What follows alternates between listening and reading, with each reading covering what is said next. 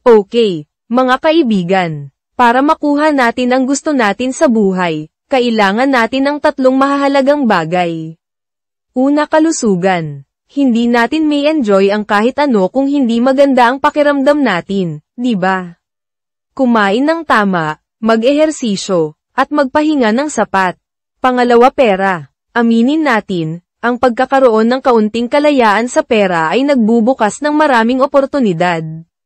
Mag-ipon, mag-invest, at gumawa ng matatalinong desisyon.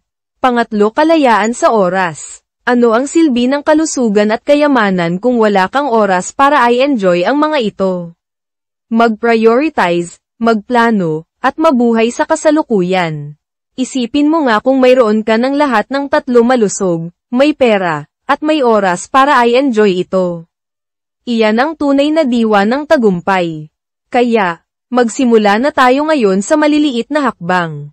Sikapin nating magkaroon ng balanseng buhay kung saan mas malusog ka, mas mayaman, at may kalayaan para i-enjoy ang lahat. Para sa mas maraming tips kung paano makamit ang balanse na ito, makipag-ugnayan sa taong nagbahagi ng video na ito, o mag-subscribe sa aking YouTube channel na @DinaHealthWorks. Or, mag-register, libre, sa https://emergen.com/dinahealth.